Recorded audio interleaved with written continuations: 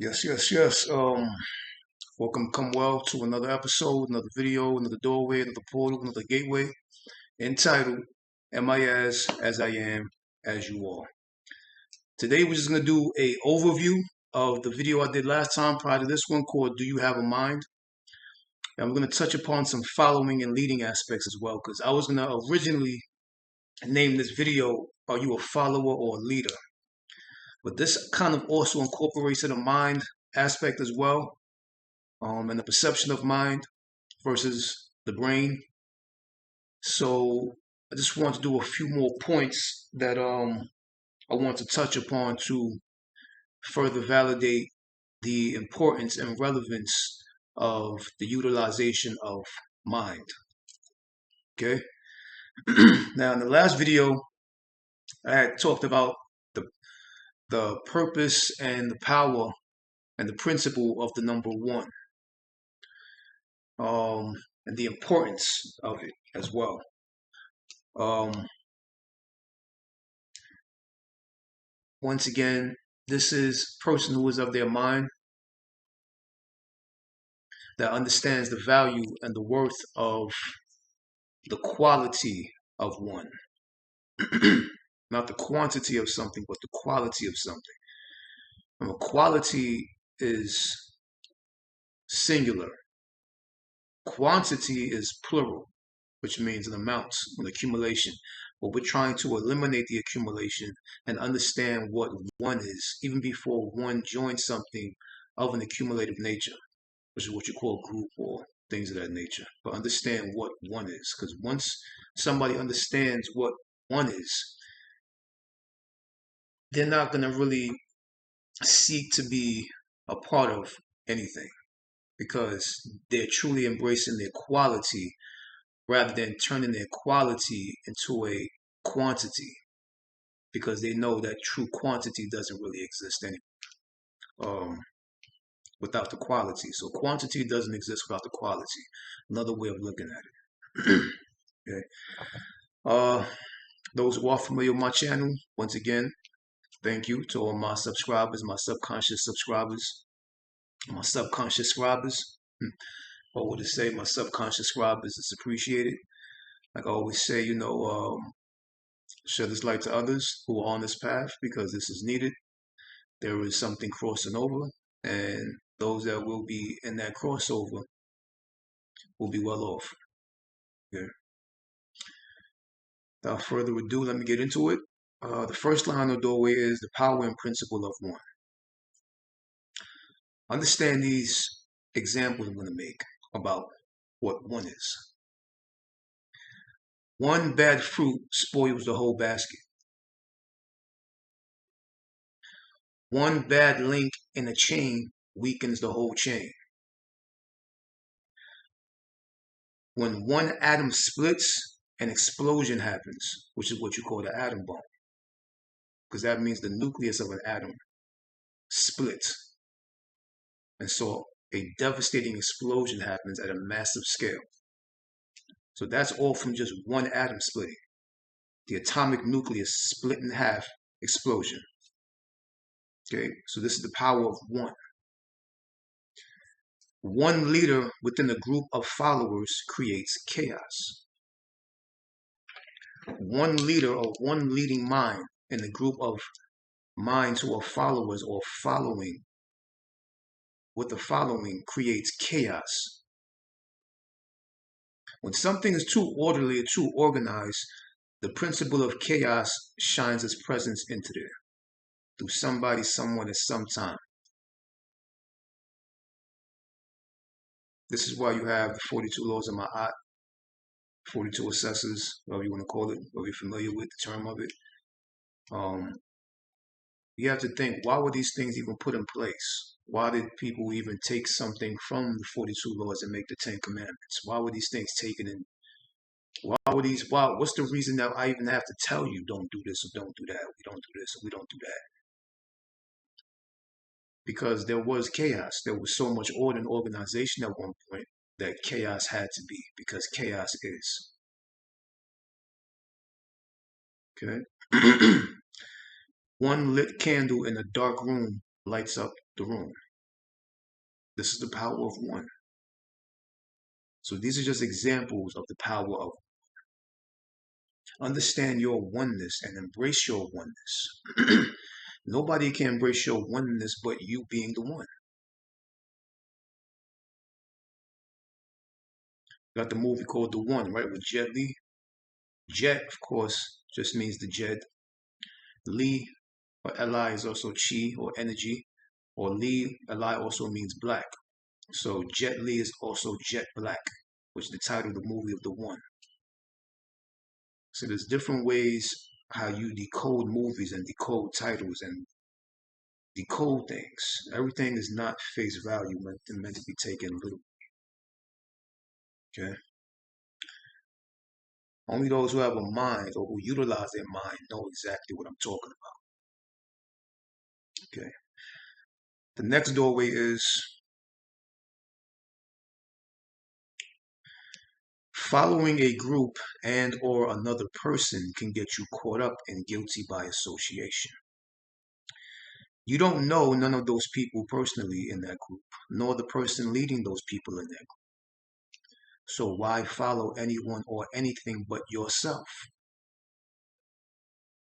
If you don't know the people in that group personally, like you know yourself and you barely know that, and you don't know the leader or the person leading those people in that group personally at all, once you know these two facts, what in your righteous mind tells you to keep on following? These facts should automatically eliminate following. You should say, damn, there's something about me. There's something about me I gotta find out because there's something real special or relevant about my purpose as the one. Because I don't know none of these people personally. I don't know him. I don't know her. I don't know him personally. Humans have agendas. Humans deceive. Humans lie. Humans manipulate. That is the human nature. There's nothing wrong or right to it. This is just the ways of the ways here. We are default. The human body and the human blueprint, the human pattern is a default with many flaws by nature. Why are you following somebody that takes a piss like you, that takes a shit like you, that sweats like you, that bleeds like you? You think these leaders or these people are so righteous and so of a great nature. Go follow them to the bathroom when they're taking a shit.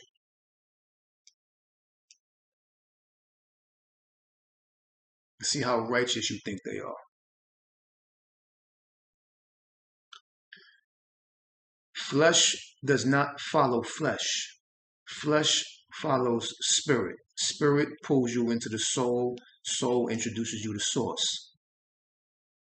This is how this thing goes. And until you stop following flesh, you will never get back to the spirit. And you will pay. You are going to pay, and you are paying right now, whether you know it or not. Because spirit will reveal things to you. I'm sure it has already, a few things.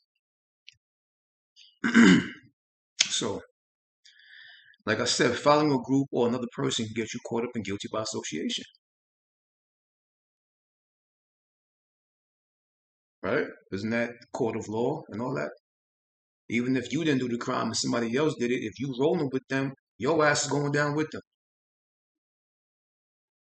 You never know the intention and the mindset and the agenda of another. You never know it. I don't care how they're dressed. I don't care how they look. I don't care how nice and fancy a place may seem, how nice and pressed and colorful the clothes may be, how inspirational they are to you. You don't know them. You barely know yourself. You're constantly learning yourself. How and why would you put your all into something which is a question mark to you? That makes sense to the brain, but it doesn't make sense at all to the mind. Know the difference. Okay? So why follow anyone or anything? This is a great point. Listen, you were already born with someone and something to follow. Yourself, your spirit, your gut, your intuition, your knowing, your senses, and your instinct. These are your true seven leaders. Nothing else and no one else. So, in other words, you want to be a follower or you want to follow something? Fine, no problem. Cool. Why don't you follow these seven leaders? You were born with seven leaders. You were born a leading force. What are my seven leaders again?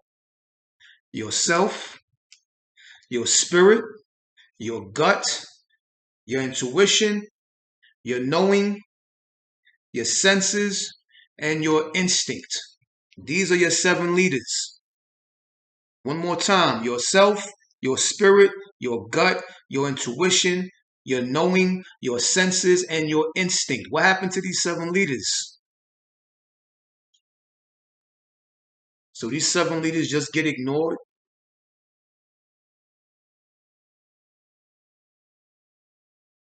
Does that make sense to you? Why aren't you having true faith and confidence in these seven leaders which you were born with? If you want to look for something to follow, fine, follow them. Follow the seven leaders or the 7 points of intelligence which you were born with and did not ask for.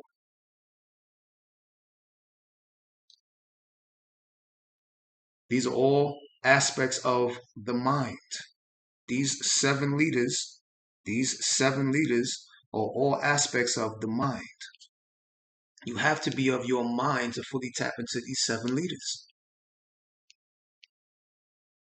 Well, you just want to know more in your brain. Your brain is just memory. It just wants to know more. What saint was that? Where did he go? Where did he dress? How did she look? What did she say? What did they do? How did they eat? What time was that? It's fine to have information. Input it is what it is. But you have to know how to output. It's like health. It's not about always eating healthy. It's about flushing out healthy. You can eat healthy all you want, but there's an accumulation, an overaccumulation of minerals, overaccumulation of nutrients. You may have so much of an abundance of it that the body it'll go into a disalignment within itself because it has an overaccumulation of it and it just wants to expel and dispel the waste, the extra of it. So you have to know how to output. Okay? Just as much as you take in information, you have to engage in your knowing. You got to say, I don't need no more information. I am the information. I am the library. I am the knower. I need to tap into my knowing and give the information a rest. Be aware of what you fill your brain with. The next doorway is one who is of the brain, usually, okay, this goes to individuals or people who put their all into one book of understanding.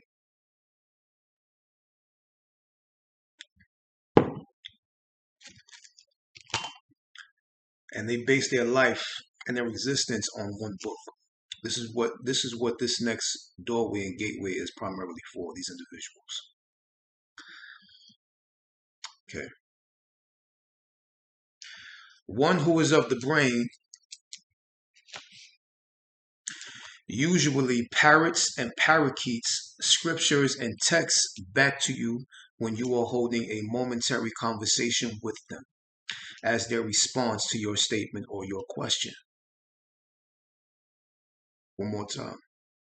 One who is of the brain usually parrots and parakeets scriptures and texts back to the one holding a momentary conversation with them as their response to the statement or the question being asked or given, being asked or shared. This means that they are on what you know as automation, or what is called automation, robot like a program speaking back to you, like an AI, composed and composed of no true divine substance of pure presence in its purest state in that very moment. It is very unhuman like. It is like pressing, it is like a play button was pressed on them. When you asked them a question or you made a statement, the one who was of their mind talking to one who was of their brain. When I make a statement or a question and somebody responds to me to that question or statement, free mind, having a free mind conversation, free mind communication, they say, well, the scripture said, well, let me open the book. Let me get to it. Let me show you where this was at. I just asked you a damn question in the moment.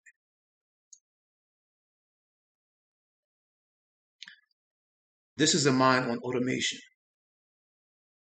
what the ancestors used to call automatons. They're just on automatic. And I touched upon certain points like this in Do You Have a Mind, the video right before this one. So people like that, or brains like that, they're on automation, robot-like. It's like a program speaking back to you rather than the person in the flesh live in the present moment. It's like speaking to an AI, artificial intelligence, rather than primal intelligence. The one that is of mind is of primal intelligence. The one pointing the mind to a book or a line or scripture or text somewhere in one book is of an artificial intelligence. It's like speaking to a robot. A robot composed of no true divine substance of presence in its purest state in that very moment. It is very unhuman-like. It's not human nature to do that. It is very unhuman-like. It is like a play button was pressed on them, on their back or on their brain,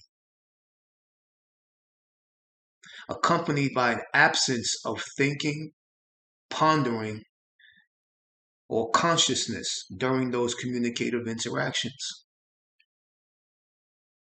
There is no thinking for self. Thinking for self is not activated, nor active in those moments of conversation. When you're a human being talking to another human being, asking them a question, and they point you towards a book and or a line or paragraph in the book, that is a clear action and a clear indication of mindlessness. Of mindlessness.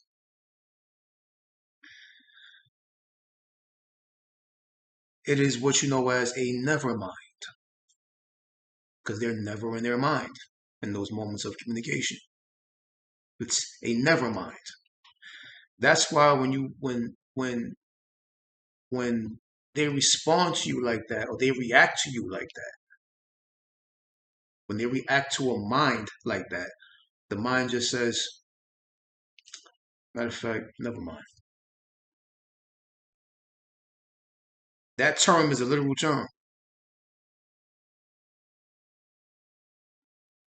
For example, mind talking to a brain. The mind says to the brain, hey, what about that thing that you follow? What about that's wrong? Did you ever think about that? Or not wrong, but maybe something else is calling you. Maybe you should redirect the attention if something catches your interest and hold your attention somewhere else. Did you ever question that? And they'll say, well, hold on 1 second. This is the brain's reaction and response. Well, the scripture says that thou shalt not go astray from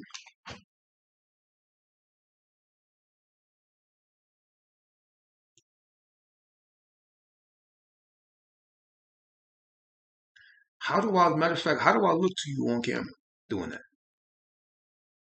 Because that's how you look to others who have a mind.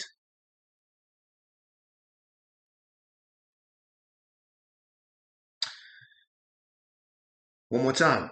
When you're a human being talking to another human being, asking them a question, and they immediately point you towards a book or a line or a paragraph in a book That is a clear action of mindlessness, a never mind. That's why when they respond to you like that, your immediate response back to them is never mind.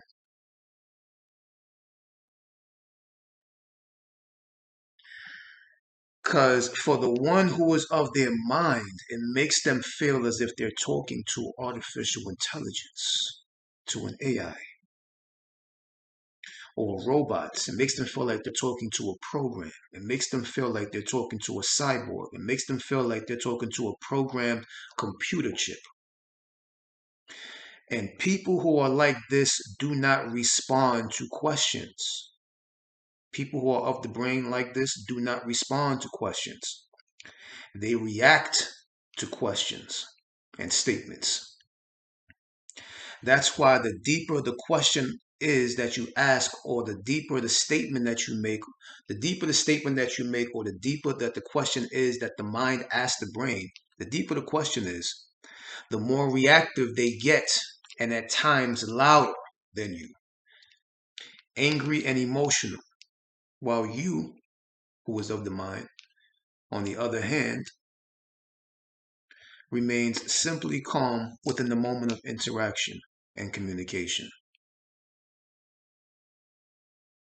To genuinely and authentically respond to someone during one-to-one human to human interaction and communication, you have to be of your mind, because the mind is the divine continuation. It's the oblong intelligence. It turns that shape of communication into the next shape, into the next shape, and the next shape, and the next shape, and the next shape. This is what the mind does. It expands. It expands something. It turns a square into a rectangle. It's the oblong intelligence.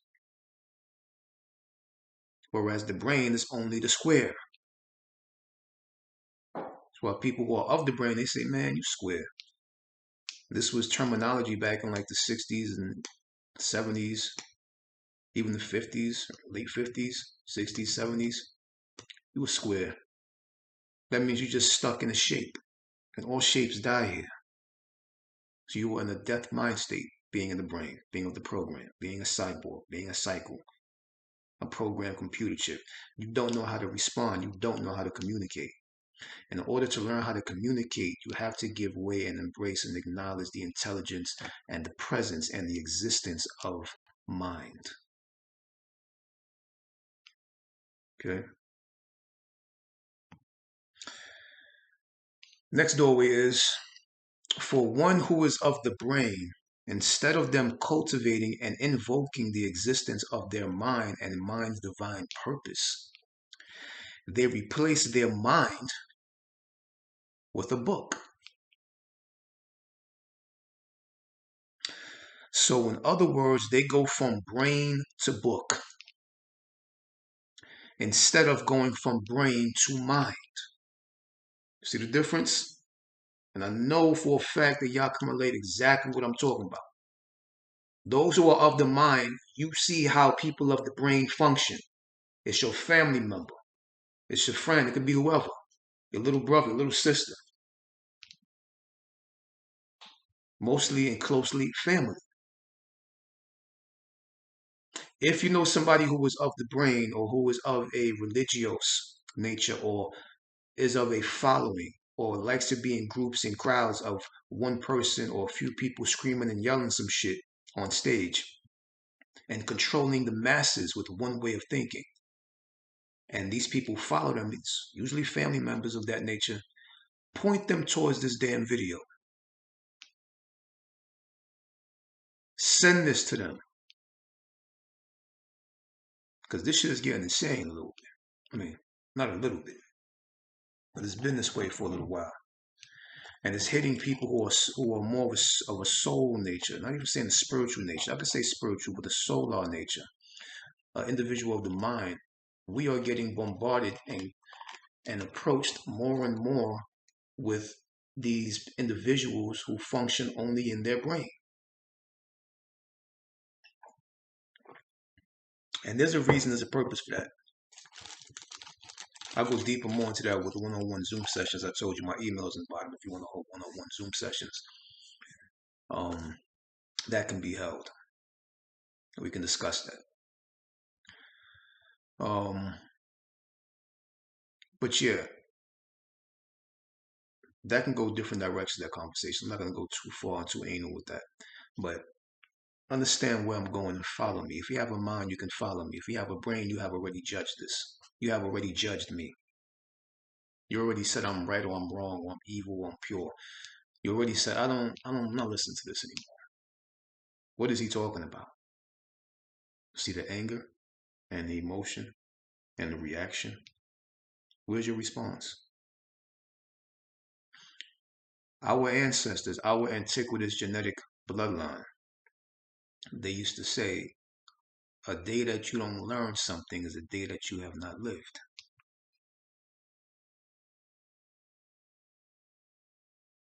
What have you learned today that you didn't know yesterday or you didn't know 5 minutes ago?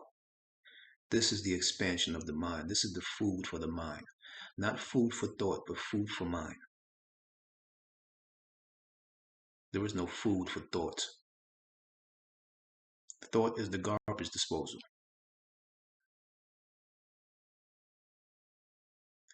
Thought is the anal canal, the rectum. The mind is the mouth. Okay? So in other words, let me go back to this. For one who is of the brain, instead of them cultivating and invoking the existence of their mind and the mind's divine purpose, they replace their mind with the book. So in other words, they go from brain to book instead of going from brain to mind. This is why when you are trying to have a mind-to-mind conversation, they immediately open their book and point you to a paragraph and lets the scriptures and paragraphs speak for them instead of them speaking for their self in that moment. You have a vocal box, you have a voice, you have a mind. Why aren't you speaking to me from your mind? The brain is overpacked with too much memory. The brain doesn't really need to be utilized for so much memory. This may not be popular, what I'm saying, but it doesn't. It takes in the memory of the experience automatically. But the true memory is within the body and the flesh because your bones, your teeth, your skin, your color automatically holds the memory.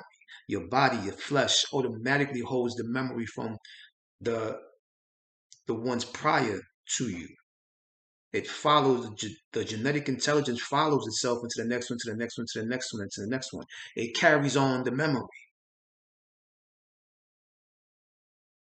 So you don't need to memorize so many things in your brain because then that puts you at a halt or a stop sign between you, your divine intelligence, and divine mind. You see? So for your divine intelligence to get to the mind, it has to go through the brain.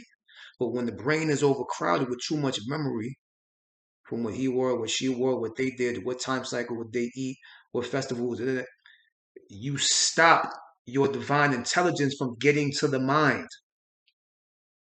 So you get stuck at the indigo rather than the violet crown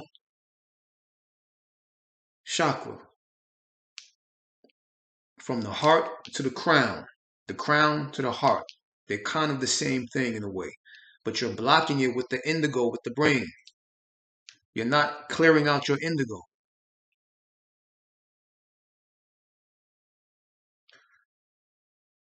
So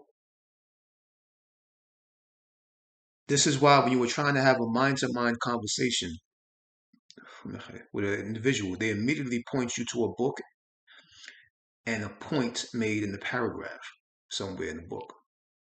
This is for the one bookers, mostly.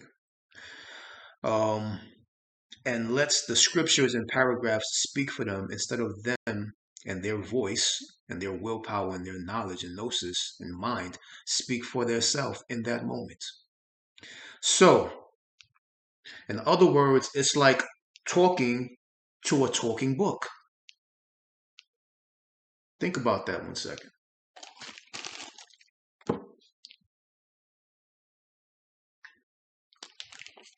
I know this shit makes sense.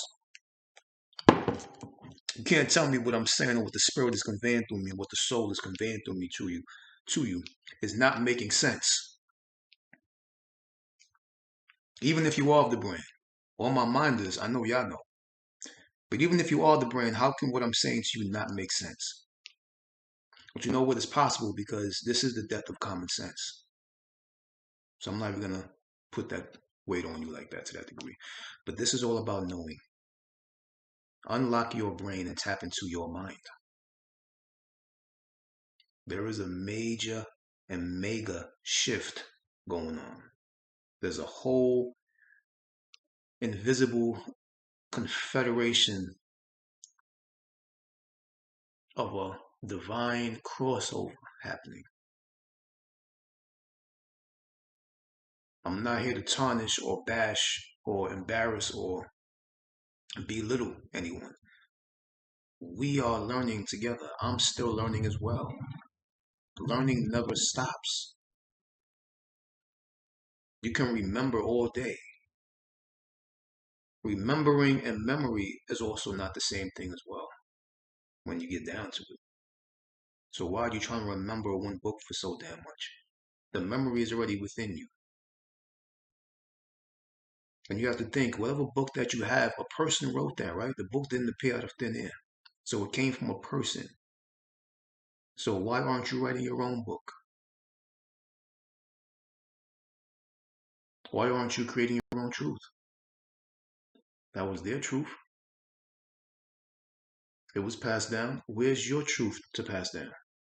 See, this video and my books and other things I have going on, these are my truths that I pass down because I've accessed my mind.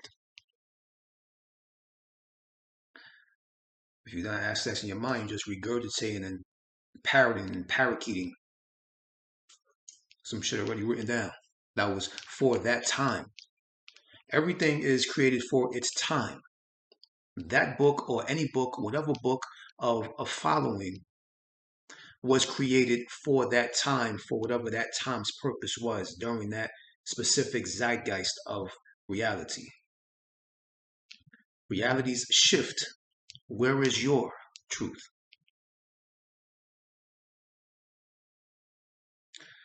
Instead of them speaking for themselves in that moment. So, in other words, it's like talking to a talking book. For a mind, it's like I'm talking to a damn talking book. I'm not even talking to a person.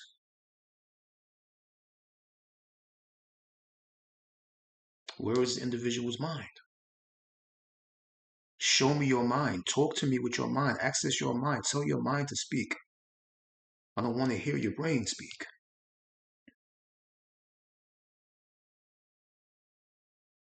Tell your mind to respond back to me, not your brain and your body to react to what I'm saying. It's a difference. So, in other words, it's like talking to a talking book rather than a human being. This example is one who is of the brain that replaces their mind with a book instead. So you can go from the brain to the mind. This is what you get the understanding of that term knowledge, wisdom, and understanding. I had just broke this down with someone. Knowledge, wisdom, and understanding. Why do we always hear knowledge, wisdom, and understanding? Why don't we hear wisdom, knowledge, and understanding, or understanding, knowledge, and wisdom, or understanding, wisdom, and knowledge? Why is it in this order? Knowledge, wisdom, and understanding. Because as a child, you get a certain knowledge. Don't do this, do that. Boys do that, girls do that. That's wrong, that's right. All right, cool. You receive that knowledge.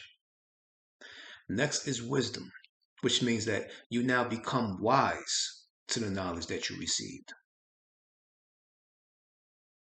You say, oh, that's why I got that knowledge. Because I'm a this or I'm a that or my family's this way, my culture's that way. I became wise now to the knowledge that was given to me. Follow me. The last is understanding. Understanding comes because now I understand why I became wise to the knowledge which was given to me at one time for that specific time. See, this is the breakdown of knowledge, wisdom, and understanding, brother. Knowledge, wisdom, and understanding, sister. Knowledge, wisdom, and understanding, family. Knowledge, wisdom, understanding. To receive knowledge.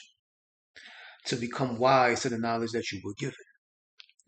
to understand why you were given the wisdom to overlook that specific knowledge which was given to you at one time. Knowledge, wisdom, understanding. That's what that means. The next doorway is, and you can only access knowledge, wisdom, understanding with the mind. I gotta bring it back to that. You cannot access knowledge, wisdom, understanding without a mind. You can be knowledge of the brain. Wise, understanding, definitely not, because you're not of the mind. So you have no understanding. You have knowledge. You have a little sprinkles of wisdom here and there, but you have no understanding. Because if you had understanding, you would understand the overriding. Understanding overrides wisdom and knowledge. That accesses you into the mind, into the heart, into the soul, into source. The intelligence of transparency, the intelligence of the hidden aspect. Okay. Next doorway is having a mind during a conversation and one-to-one interaction means listening, being still. Take these notes. When you have a mind, this is what transpires inside of your mind during a one-to-one interaction, human-to-human interaction, a one-on-one conversation with an individual. Having a mind, this is what goes on within me within 1 nanosecond of holding a conversation. I have to know when I have to listen. All these things are going on in the mind when I'm listening to someone talking to me, whether they're of the brain or the mind. I listen. And all these things happen within a second. It's going to seem like a few things, but all these few things unfold so very quickly within the person of their mind that it just happens instantaneously before that person even finishes their statement. During the statement and before they even finish it, all these things calculate in my mind instantly. This is one who is of their mind. Having a mind during the conversation and one-to-one interaction means listening, being still, taking in the shared information, calculating it, computing it, recognizing it, finding the common sense within it that infuses with you, not paying attention to floating thoughts floating during the intake of the statement and the conversation, not judging the shared information, not waiting impatiently in your mind for a silent spot to interrupt the conversation and interfere with the point being given, and sitting in silence for a little while to see if it finds residence somewhere within you before responding to the question or statement which was shared with you and or given to you. All these things happen in 1 second. If you are of your mind, you listen more than you talk, don't you?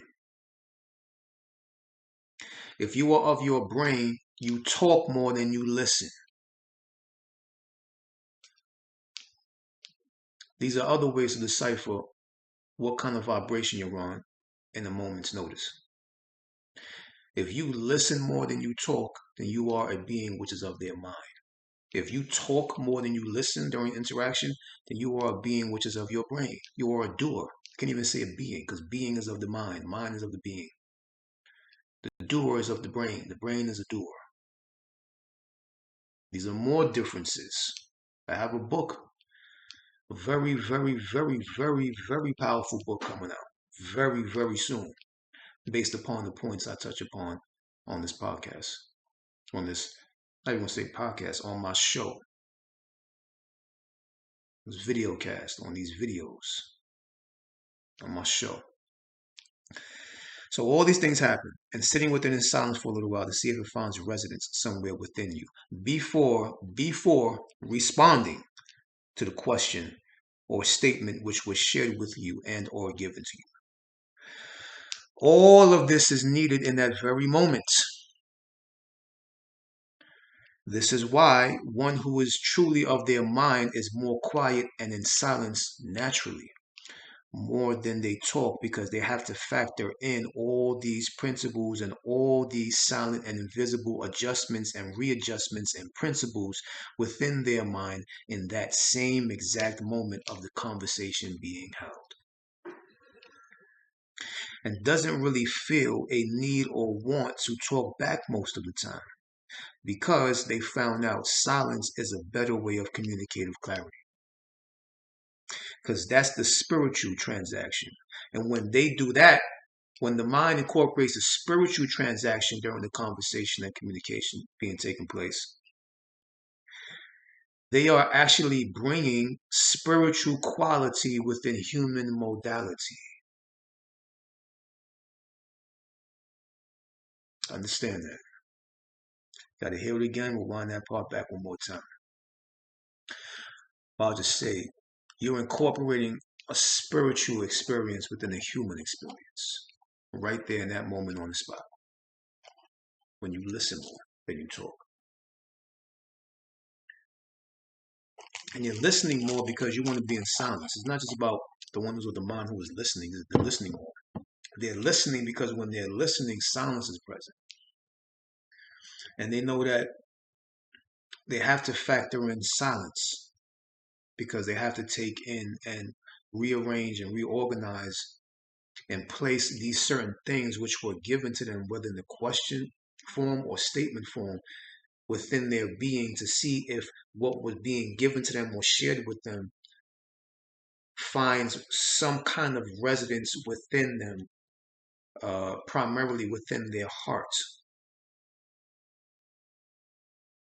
So you have to be still, you have to be silent most of the time during communication and conversation when who's of their mind, because we have to factor in all these things that have to arrange and rearrange and organize and reorganize themselves within our being to see if they actually find true resonance within our beingness.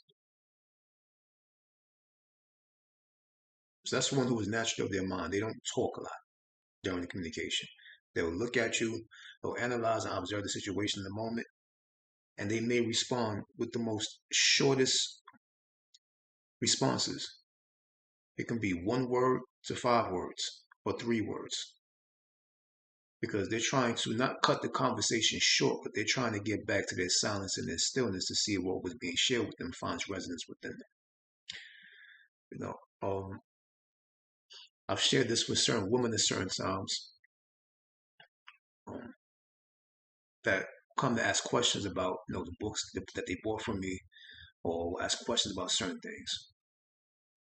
And I even share this with my creation as well. Masculine and feminine nature has 2 different ways of taking certain things in a certain way when according to this gnosis and this path and this understanding. A woman gives birth and she has a womb. When a man who is of gnosis and knowledge and consciousness and is of their mind is talking to them,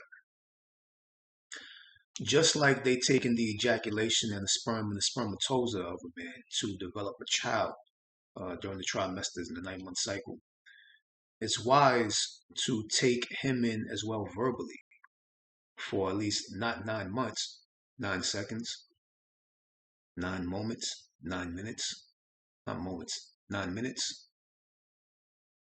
There's something wise about the number 9. There's something very mystical about the number 9. So she may want to take it in what he just gave her verbally and give birth to that gnosis before she responds back to him. These are different ways of understanding. These are more things I can get more in depth with. You can get more clarity as well, once again, with the Zoom sessions, certain PowerPoint presentations. And I can go a little more deeper on that gnosis as well. So for a man who is of their mind, who is conscious and keeps himself healthy enough to par mentally, physically, emotionally, it's wise to have a woman who is willing to take certain things in for a minute and hold it, taking what you said and gave to her, especially if you're doing all that you can for her. Hopefully she recognizes it, acknowledges it, appreciates it. And when you share something with her, she should be able to hold it in for at least, at the very least, 9 seconds before responding back to you, or at the very most 9 minutes, if you were to say. Or 9 heartbeats, or 9 steps. See, something just validating and confirming a space of silence after something was given, because she is the receiver. She is the receiving end, the receiver, through her womb and through her mind. This is her nature. Your psychology mimics your biology. Your biology is a reflection of your psychology. So as you take in here to the woman, you take in here. The man is the deliverer. We deliver. She receives the mail. Why do you think mail is called mail? And it's put in a mailbox. The box is also another word for the womb. You receive mail, which makes you the feminine recipient. You receive mail, like you receive male or man. So receive, and sometimes the mail is in the mailbox for a while. Sometimes people go on vacation, or people don't know they have mail in there yet, so they check the mail. Right? You receive mail. Sometimes it's in there for 9 days if you're on vacation, 9 hours if you come back late. Whatever. Just making examples. But like I said, one who is of their mind listens more. Even if you're a man and you are of your mind and you listen more, that is a feminine, divine feminine, triple goddess quality within you. You are of the triple blackness, the hidden aspect, the unknown. That is womb intelligence. Even when a man does it, he is of his womb intelligence. He is of his heart. He is of his mother. He found the mother within him. And the mother within him is his mind and his heart. So see, he can even be more of a divine goddess during the conversation with his woman than his woman. How backwards is that? But if it has to be, it is. You know? I tend to go on. Let me just put a red light on that at the moment and get back to the video. The next doorway is one who is of their brain is always looking to become emotional or smothered in feeling, i.e., people that go to groups and places, sermons, screaming and yelling scriptures at them, at a crowd, inspirational ceremonies. I learned that from an elder, a Hemimit spirit, one of the Hemimit spirits. I got that from inspirational ceremony. They're looking to be inspired. They're looking to basically, if I would put it in a biological, anatomical understanding, or wordplay or verbiage, they're looking to, I guess, tax out their adrenal glands, which sit on top of the kidneys. And it taxes the kidneys as well. These are what you call inspirational ceremonies. People opening one book and yelling and screaming certain things at a crowd of people, at a sea of followers, screaming and yelling something from a book. It's inspirational ceremony. You are not learning anything. You're not coming into the knowing. You are not accessing your mind. Know the difference. It's just a play of regurgitation, a play of vomiting. Parroting, parakeets on stage. You see? So you're not learning anything.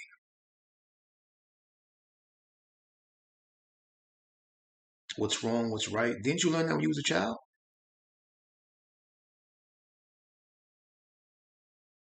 Do you really need to know what's wrong and what's right after you become an adult?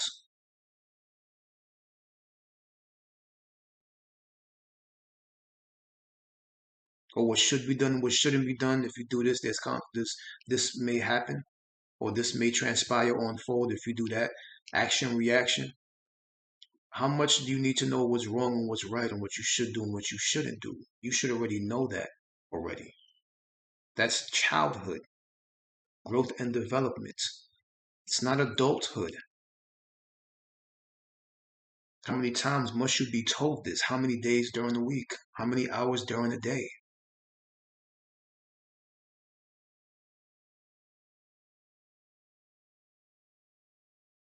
I mean, I know if I kill somebody that their family may come and try to get revenge.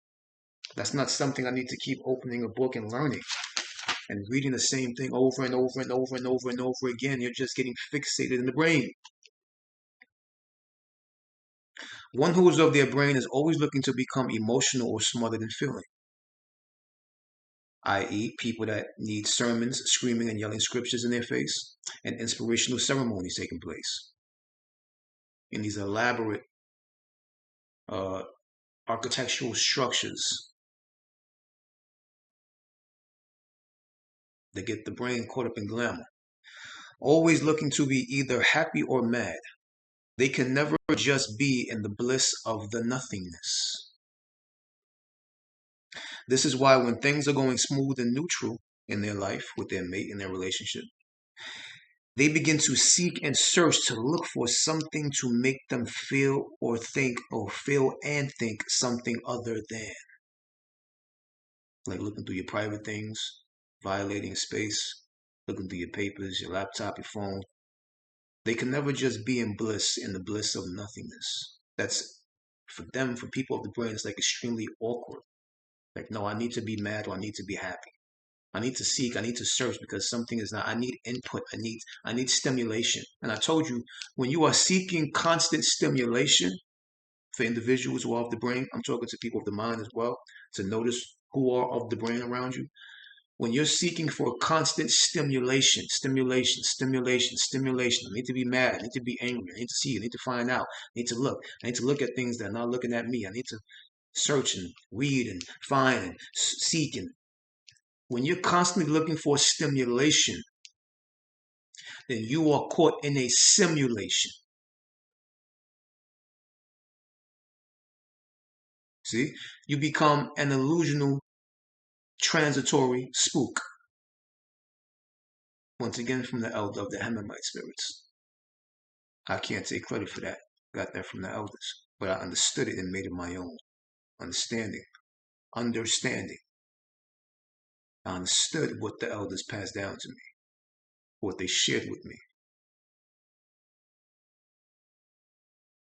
or what I heard or came across or came amongst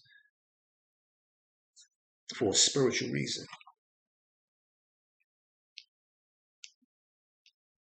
and made it my own. So,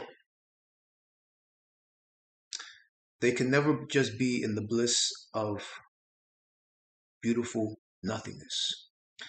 This is why, when things are going smooth and neutral in a relationship, like I said, in the household, it can be whatever. Things are just fine. Everything's neutral. Nothing's going on. Nothing is off. Nothing is on. Nothing is right. Nothing is wrong. Everything is just at a content state of being. They begin to seek and search to look for something to make their body and their brain feel and think something other than the moment. Because they're looking to become the next identity, the next personality to feed the ego. They search for things that aren't shown to them, and they listen to things that weren't spoken to them or meant to be heard by them. In other words, they are always looking to put their self inside of a hell-like mindset and a hell-like body. They made So even if someone who is of the brain accesses glimpses and moments of their mind, they made the potential of the clarity and the neutrality of their mind their own personal hell zone. So they made their mind their worst enemy, therefore they resort back in their brain. You see how this shit works? Right when you have access, right when you have access to your mind, you turn it into a damn hell. Therefore, you resort back into the brain, become the next identity, the next personality, the next persona, the next mask, and you put on the next play. A play that may be detrimental to you,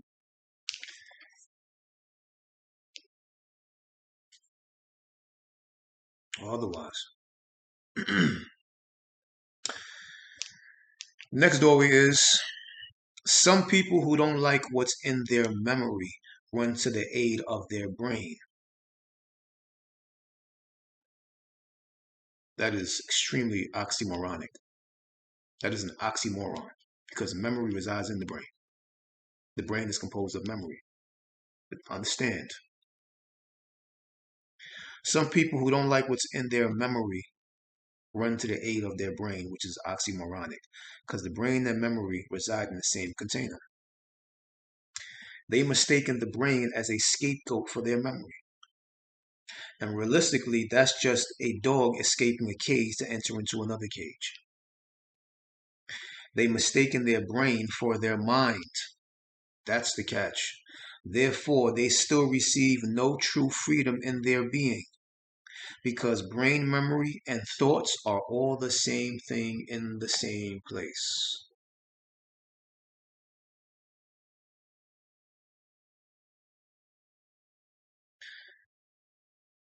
Everybody doesn't have great memories and friendly memories and beautiful memories. And that's acknowledged and that's understood and that's respected. But there's a thin line between the crossover from your memory into the crossover of your mind. You'll leave the memory, but you'll go right back into the brain to create more memory to override and overcover the old memory, but you're not doing nothing but remaining encaged inside of the brain. That's the trickery that happens, the subliminal trickery that happens before you even know it. You're in it, you escape it, then you go escape right back into it. And you void the mind. You are absent of the mind's access. Just like that, if you are not aware, not still, not analyzing what's happening in that moment, or observing what's happening in that moment, you go right back into the brain, right back into the program, right back into the cycle, right back into the cyborg, right back into the robot, right back into the artificial intelligence, right back into the body, right back into the brain. If you are not aware of where your attention is going, it's all about attention. Attention is life. Learn that in metaphysics. Metaphysics 101. I'm a certified metaphysical psychology, certified hygienic science, and a certified classical naturopatist. You think I don't know what I'm talking about? And I am of age. Remember, the mystery system, what they call the mystery system, but it ain't no damn mystery, but that's what it's been called now. Because it's a mystery because people are so in their brain that they don't access their mind. So what I'm speaking is like mysterious and mystical and a mystery, but it's actually common damn sense. The mystery system, what we know as the mystery system, I wanted to bring it to this point because this is very, very important for you to understand right now. The mystery system, what was known in the antiquitous times as Sematawi from the Necher Hiptapi. Sematawi from the Sematawi from the Necher Hiptapi was the system of gnosis when you came into age. I've mentioned this before, maybe in like a few other videos before, but according to what you know as ancient Egyptians, which were nothing but antiquitous Cometians, you were not let into society until you were at the age at least 40 or 42. You weren't let into society because they knew at the age of 40 to 42 that you have developed the mind, whether you have accessed it or not, you have a fully developed mind. Not necessarily a fully functioning mind, but you have a fully developed mind. And all they had to do was point you towards it so that you can access it and initiate it and activate it. So I say that to say this: I am over the 40. I am 40 solar cycles new. I don't say 40 years old. I am over 40 solar cycles new, or 40 solar cycles present. So I've accessed my mind. This is a real thing. That's why you got people in hip hop and stuff. They say, music, hip hop is a young man's game. It's a young person's game. No, it's not. I disagree with that. You have to know something before you say something. If you don't know shit yet, what are you opening your mouth for? Because the young man's game, or the young man's territory, or the young man's playground, or whatever you want to call it, they're full of emotion, young, dumb, and full of cum.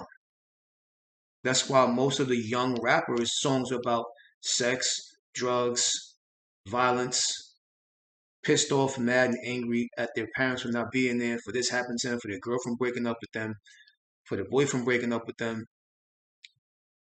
You ain't got shit to say. That's the rites of passage. That is growth and development. You don't have anything to say of any value till you are at least 40 years old. You don't have nothing to share with the world or with people or with other minds. Nothing of true validity or true quality or true value or true worth. What have you gone through that's unique? Not the Osirian drama, what they call the drama of Osiris. Not the Osirian drama. More like the Osirian path. What have, throughout all the experience that we all have went through, because that's why they scream and they yell in anger and rage and emotion based upon who hurt them, who did this to them, who they did what to. And this is why their only regurgitation is, I can buy this for you, I can buy you, I can do this to your family, I can kill you, I can rape you, I can disrespect you, I can do this. And people are actually going to these shows buying tickets to see these people who are saying that you ain't shit and that you're a bitch or you're an asshole, you're fake, or I'll rape your family, I'll kill your children, or I can buy you, I can buy you, man, I can buy you, woman. Look at all this I can give you. You got nothing to say. You are full of emotion and rage. Garbage. Yes, you may have a talent and a gift. Sure. Nobody can take that from you. But how are you using your talent and your gift? How are you directing your talent and your gift? What is the unique experience that you are having, that has taken place within you, that you are now, that the spirit and soul has now advised you to inform the people? Not that your penis or your vagina and your brain have told you to talk and scream and yell and be obnoxious. What has your heart and your soul and source and spirit advised you to inform another?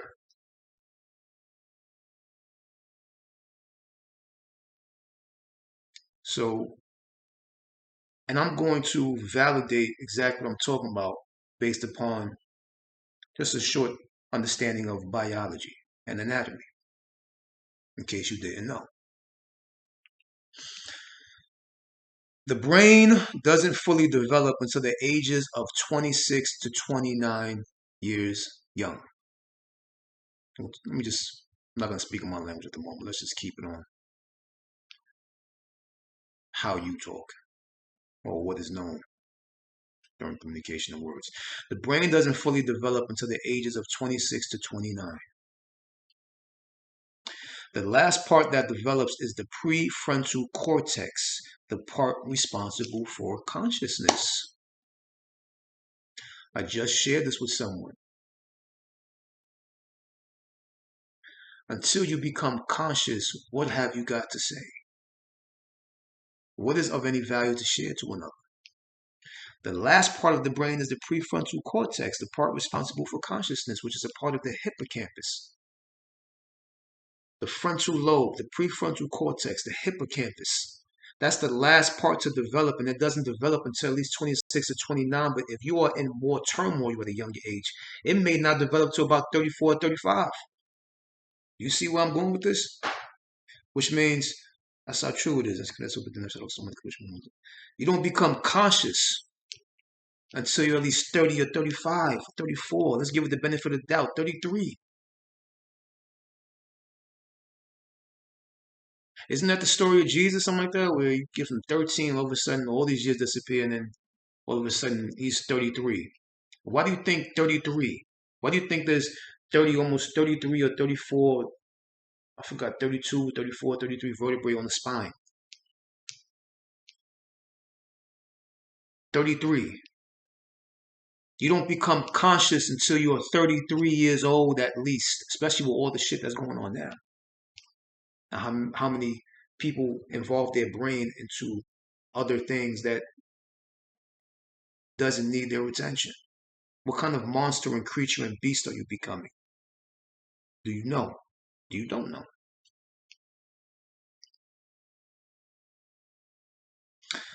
So back to lesson.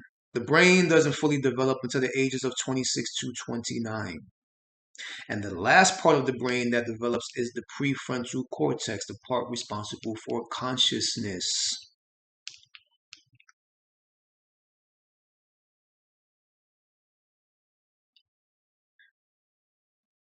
The hippocampus, where I told you where memory is at, in the temporal lobe, or the temporal lobe, or the temporary lobe, matures between the age of 15 to 17, and this is responsible for memory.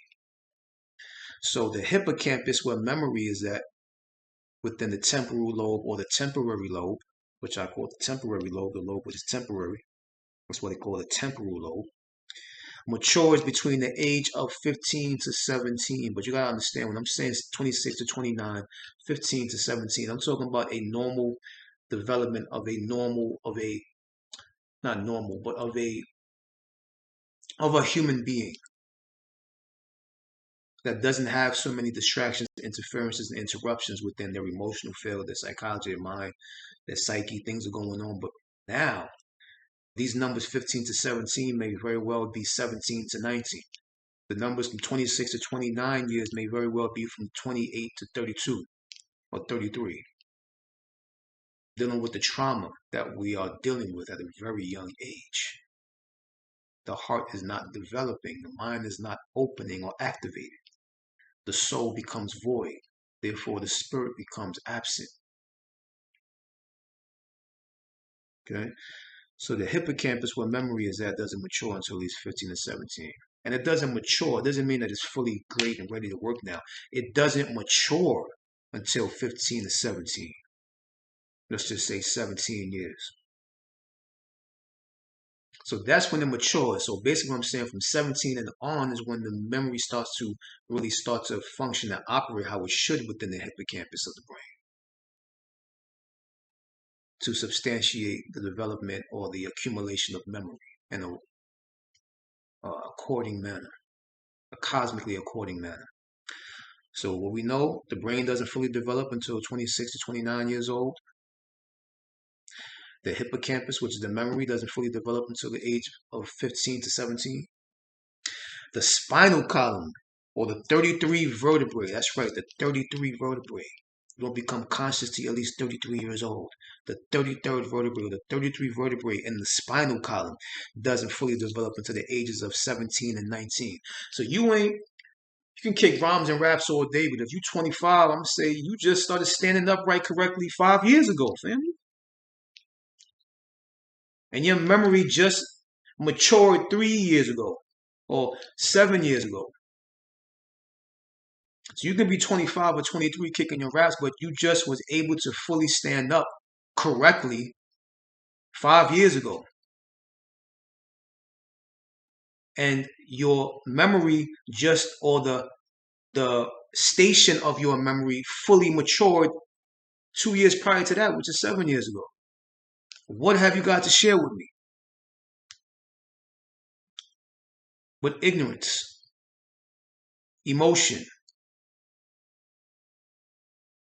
thoughts. The lungs are the only organs fully developed at birth. What does this mean? Watch how much you talk and speak, because the brain is the last thing to fully develop at 25, 27 years old. So make sure you think before you speak. So you just started to, you breathe correctly. The lungs is the breathing aspect, which means the listening aspect. It's the invisible aspect, the transparent aspect. It's also connected to the mind. That's why the way you breathe can affect your mind, which in turn creates the chemical and the toxins in the brain to rain down within the system of the body. See, all this shit is connected. So that shows you just how important your mind is and just how important your breath is. If you are talking and speaking more than you are listening and being quiet, you are ass backwards. According to your biology, according to your own anatomy, according to your own spiritual system and gnosis, according to everything, you are ass backwards. This ain't me saying this. This is existence displaying this truth and this fact. I'm just a mouthpiece. I'm just a bridge. I'm just a conduit, something in between the messenger getting the message out. Your heart fully develops at 2 months and a half of the fetus. So it develops at 2 months and a half, the heart, which is something which is also important. The lungs, as you breathe, it massages the heart in the middle. As you breathe and you expand, it massages the heart. This is why back in the day we took longer breaths. See, there wasn't so much talking, not because we didn't want to talk, but didn't need to talk. Number one, action speaks louder than words. And number two, we were breathing more. We were taking deeper breaths and longer breaths that massage the heart even more. See? Um, that made you more familiar, more in tune, more incorporated, more aligned with your heart's nature, which actually opened the mind a lot more easier and a lot more quicker. You were breathing more than you were talking. You were sitting still more than you were moving. You were living longer than you are now, or in the body longer than you are now. Is it good? Is it bad? I don't know. I don't care. But I'm just here to display certain points, and you make of it whatever the hell you go. So the lungs are fully developed at birth, and the heart fully develops at 2 months and a half of the fetus. Your heart and your lungs are very important. That is your mind.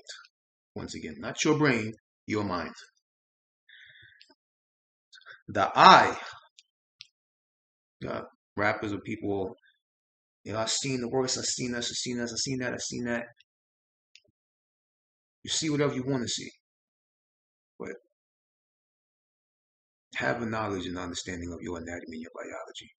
The eye doesn't, because it may give you a different perspective on what you are saying. And you may not say as much once you understand certain things. You may look foolish to yourself. You may see yourself as speaking foolishly or not wisely, ignorantly. You may have to go back to the drawing board on certain things.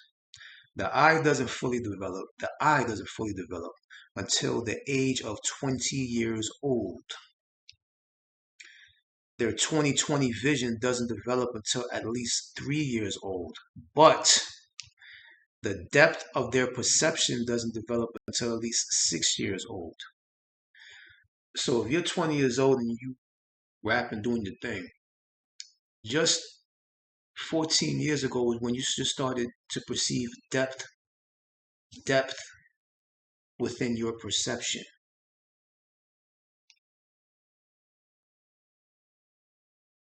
You just seen depth. You just seen height, length, width, and dimension. If you're 20 years old, 14 years ago. You just started seeing depth.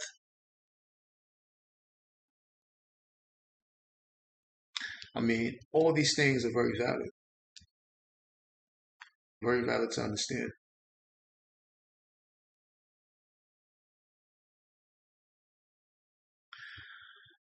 This video, like I said, was supposed to be called "Are You a Follower or a Leader?"